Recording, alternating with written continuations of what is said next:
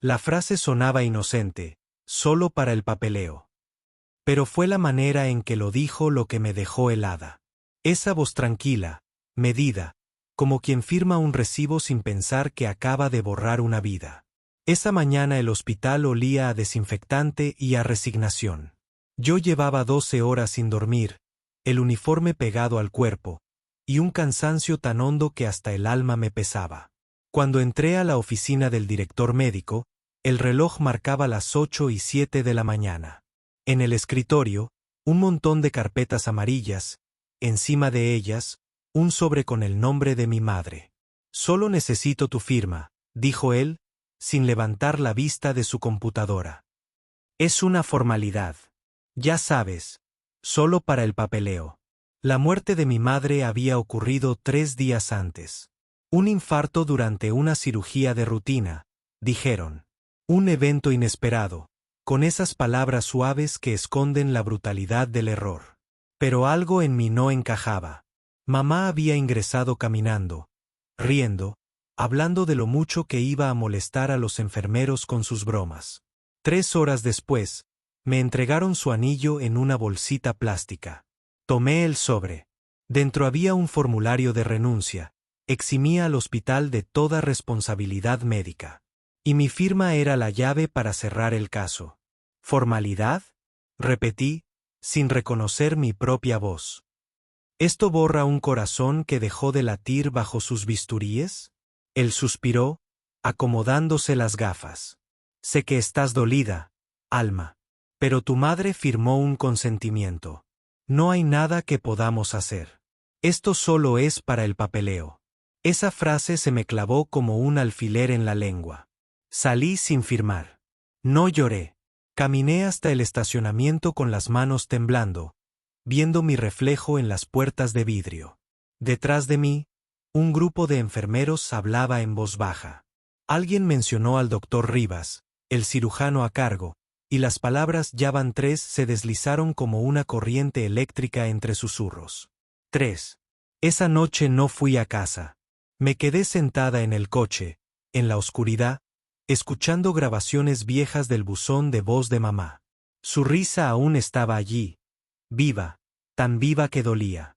No te olvides de pagar la joa, hija, decía en una. Me reí sola, entre lágrimas. Qué ironía, pensé, cómo se nos llena la vida de papeleo, como si todo lo que amamos pudiera archivarse. Al día siguiente pedí acceso al expediente médico. No fue fácil. Me dijeron que no estaba autorizada, que debía presentar más formularios, más firmas. Pero yo trabajaba ahí. Sabía cómo moverse entre los pasillos del sistema. Con ayuda de Daniel, sí, el mismo enfermero que había estado conmigo en otras guerras, logré entrar al servidor de registros. Lo que encontré me hizo temblar. 3 pacientes, todos con la misma fecha de cirugía, todos muertos por fallas cardíacas durante anestesia. El mismo quirófano, el mismo médico, y una coincidencia imposible. Todos eran pacientes de seguros antiguos, con tratamientos costosos que el hospital prefería cerrar antes de tiempo. Guardé copias de todo. Daniel me miró con los ojos muy abiertos. Si te descubren, te despiden. Si no hago nada, me muero por dentro, le respondí. El plan empezó como un impulso, pero terminó siendo una promesa. Conseguí grabaciones de las juntas internas, correos entre el director y el doctor Rivas hablando de minimizar riesgos legales, pagos por debajo de la mesa a aseguradoras. Era una red de mentiras tan pulcra que dolía verla tan bien organizada. Y todo bajo esa frase perfecta, solo para el papeleo. Una tarde, imprimí cada evidencia y la metí en sobres blancos. Uno para la prensa local, otro para el departamento de salud, otro para la familia de los otros pacientes. Los dejé caer en el buzón uno por uno, como si sembrara pequeñas bombas de verdad. 3 días después, la historia estalló. El noticiero abrió con el titular: Hospital privado bajo investigación por encubrimiento de muertes quirúrgicas. Los nombres del director y de Rivas aparecieron en pantalla. En los pasillos del hospital, todos hablaban en murmullos. Algunos me miraban con miedo, otros con gratitud.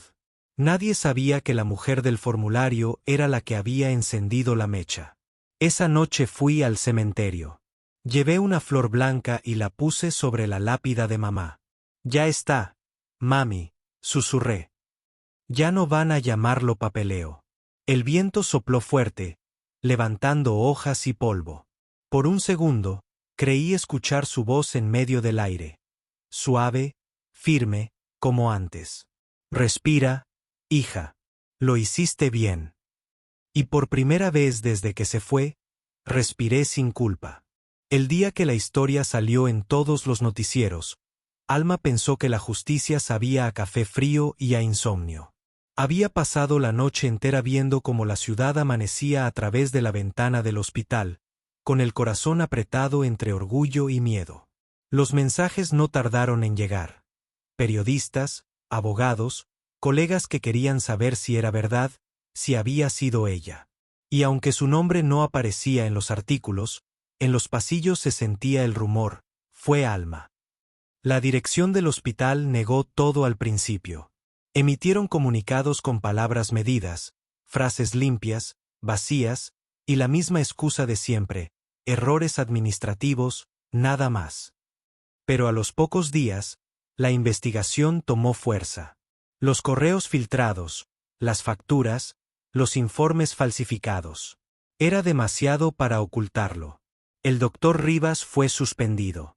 El director médico se tomó una licencia indefinida. En los noticiarios decían que se venían arrestos. Pero la justicia, cuando se toca el poder, nunca viene sola. Una semana después, Alma notó que la seguían. Primero fue un coche negro estacionado frente a su edificio.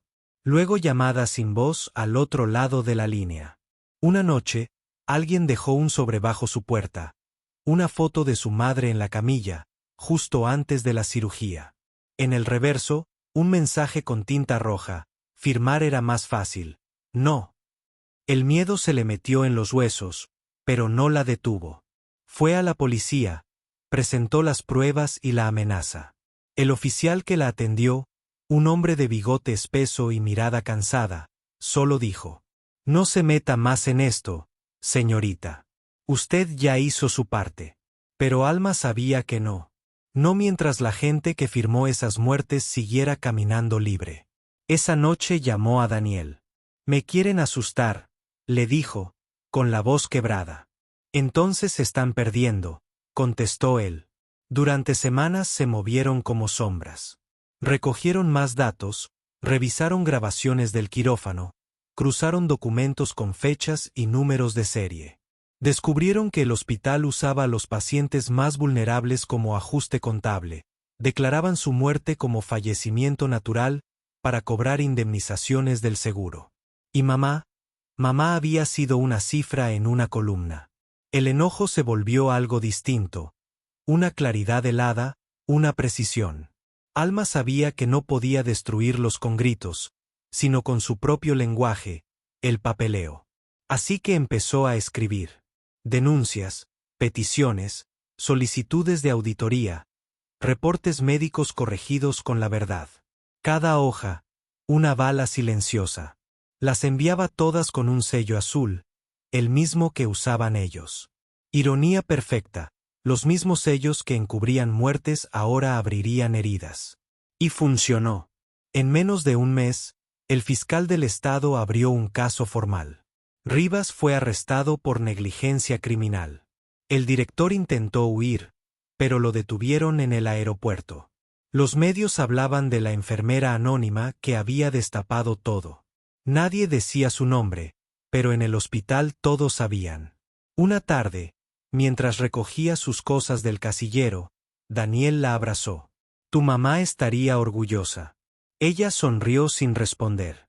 Sabía que él tenía razón, pero también sabía que algo dentro de ella había cambiado para siempre. La justicia había llegado, sí, pero no se sentía limpia. Se sentía fría, como una morgue. Esa noche, al volver a casa, encontró otro sobre.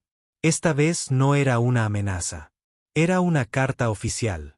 El Comité Médico Nacional desea ofrecerle un puesto en el Departamento de Ética y Control Interno.